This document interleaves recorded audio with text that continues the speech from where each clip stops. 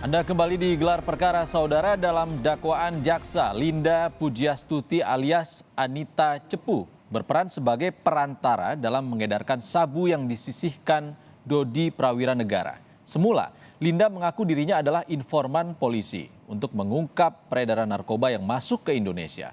Lantas bagaimana keterlibatan Linda, warga sipil yang ikut dalam pusaran kasus narkoba Teddy Minahasa? Berikut ulasannya untuk Anda.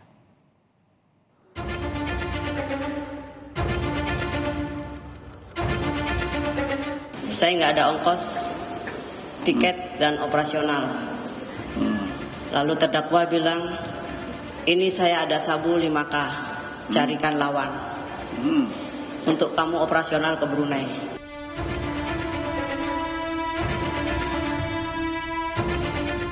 Nggak ada saudara sebut bahwa ini ada 5 kilogram barang untuk biaya ke sana atau apa? Itu saya sebut, itulah bagian dari saya mau kerjain dia, mau jebak dia.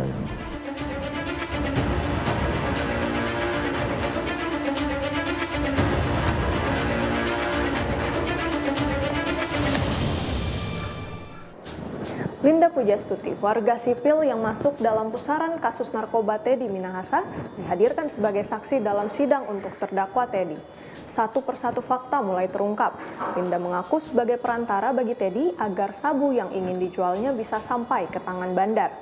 Teranyar, Linda membuat geger publik lantaran pengakuannya sebagai istri siri dari sang jenderal bintang 2. Linda Pujiastuti alias Anita Cepu dihadirkan JPU sebagai saksi mahkota dalam sidang dengan terdakwa Teddy Minahasa di Pengadilan Negeri Jakarta Barat Senin lalu. Kepada majelis hakim, Linda mengaku menghubungi Teddy untuk menyampaikan keinginannya bekerja di Brunei Darussalam. Sebagai biaya operasional ke Brunei, Linda menyebut Teddy menawarkan sabu seberat 5 kg agar dicarikan pembeli. Jadi, waktu itu tanggal 23 Juni, saya ada WA terdakwa. Saya ingin ikut bekerja kembali ke Brunei Darussalam untuk menawarkan keris pusaka terdakwa. Dijawab dengan terdakwa, silakan. Saya jawab lagi, saya nggak ada ongkos, tiket, dan operasional. Lalu terdakwa bilang, ini saya ada sabu 5K, carikan lawan. Untuk kamu operasional ke Brunei. Selanjutnya, Linda menghubungi mantan Kapolsek Kalibaru, Kasranto, agar dicarikan pembeli sabu. Selang beberapa bulan, Linda kemudian dihubungi Kasranto yang sudah menemukan bandar yang berniat membeli 1 kg sabu. Akhirnya, Dodi Prawira Negara dan Syamsul Ma'arif membawa sabu seberat 5 kg dari Padang menuju Jakarta melalui jalur darat. Saya telepon Kasranto. Kenapa saya telepon dia?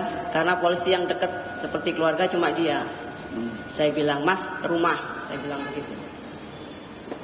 Ya, nanti setelah Vikon, dia bilang begitu. Siang itu Kasranto datang ke rumah saya. Saya cerita sama dia, Mas, ada barang 5 kilo. Punya jenderal saya TM. Kenapa saya sebutkan begitu? Saya takut uangnya tidak betul. Si Kasranto pun menyeletuk langsung. Wah, itu BB yang kemarin ya yang rilis. Si Kasranto bilang begitu sama saya. Di rumah saya itu. Lah iya Mas, mau dari mana lagi Pak TM? Saya bilang begitu. Terus saya ngobrol sama dia. Gimana caranya? Kata, barang masih di Padang. Saya bilang begitu. Carikan dulu lawannya. Saya coba carikan lawan, kata dia. Setibanya sabu di Jakarta, Linda langsung menghubungi Kasranto. Linda menggunakan istilah sembako dari Padang sudah tiba untuk memberitahu Kasranto bahwa sabu sudah siap untuk dijual. Dalam persidangan juga terungkap bahwa istilah sembako kerap kali digunakan Linda saat menghubungi Teddy Minahasa. Sampai di rumah, Saya telepon Kasranto, Mas, sembako dari Padang sudah datang. Dijawab dengan Kasranto, saya telepon itu. Nanti pagi 6.30 saya sampai Mbak Emi, katanya begitu. Jam 7 dia sampai di depan rumah saya. Pas ada si Dodi, saya ambil paper bag 1, saya kasih ke Kasranto 1 kilo itu. Terus saya bilang sama Kasranto, ini Mas. Kasranto bilang, tunggu ya, 1 jam 2 jam saya kabarin kalau sudah ada uangnya. Dari Kasranto, sabu seberat 1 kg berpindah tangan ke Alex Bonpis yang berperan sebagai bandar narkoba.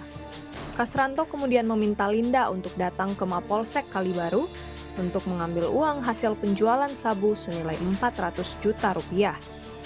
Dari hasil penjualan sabu tersebut, Linda mendapatkan 50 juta rupiah, Syamsul Ma'arif mendapatkan 50 juta rupiah, dan Teddy mendapatkan 300 juta rupiah.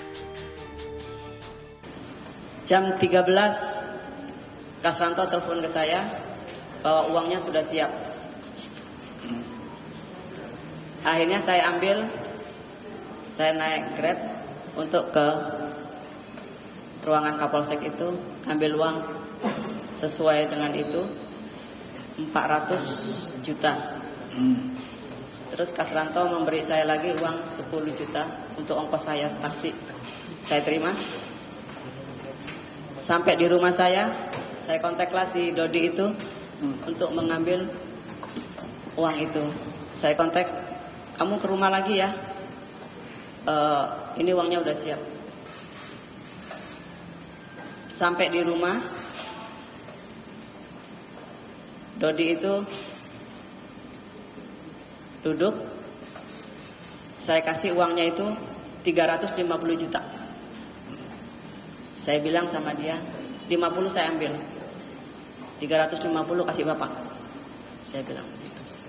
Terus si Dodinya bilang, Mbak, saya nggak ada operasional untuk segala macam, katanya. Orang dia atau saya nggak tahu.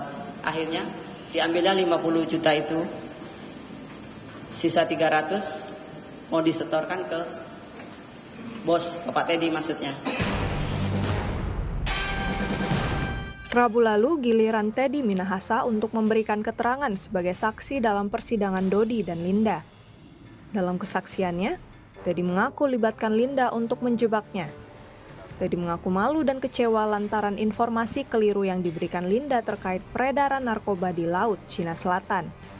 Dalam persidangan, Teddy menceritakan skenario penjebakan terhadap Linda sebagai peluang bagi Dodi untuk kenaikan pangkat.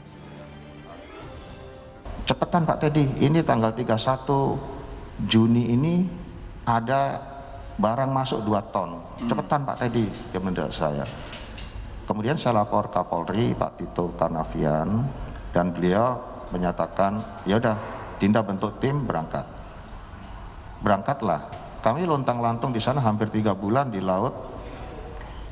Yang katanya informasi ini dari Vietnam. Jadi kita sanggumnya di Laut Cina Selatan sesuai koordinat yang dia punya. Gak ada saudara sebut bahwa ini ada 5 kg barang untuk biaya ke sana atau apa? Itu saya sebut, itulah bagian dari saya mau kerjain dia, mau jebak dia yang mulia. Jadi tujuan saudara sebenarnya menjebak dia. Siap yang. Apakah ada disebut saya tidak punya uang mau berangkat? Betul yang mulia. Minta uang kepada saksi? Betul yang mulia. Apa jawaban saudara waktu itu? Waktu itu saya pikir ini pasti mau nipu lagi. Oh. Pasti mau nipu lagi. Belakangan terungkap, Linda mengaku punya hubungan spesial dengan Teddy Minahasa. Pengakuan Linda menggegerkan publik, lantaran ia mengaku sebagai istri siri Teddy saat menanggapi kesaksian Teddy pada sidang dengan agenda pemeriksaan saksi Rabu lalu. Saya sangat keberatan kalau ini jebakan. Saya dengan Pak Teddy tidak pernah ada masalah.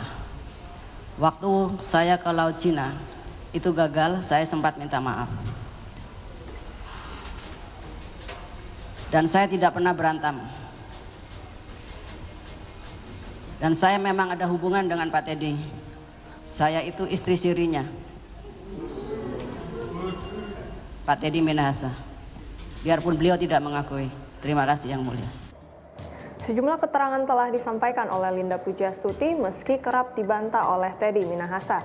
Yang menarik, skenario penjebakan Linda juga dibantah oleh Dodi Prawiranegara saat ditanyai oleh jaksa penuntut umum. Meski keterangan yang berbeda kerap terjadi di persidangan, tentu majelis hakim akan mencatat seluruh kesaksian dari para terdakwa untuk dijadikan pertimbangan saat memutus vonis nanti. Renata Panggalo, Adini Anissa, Kompas TV, Jakarta.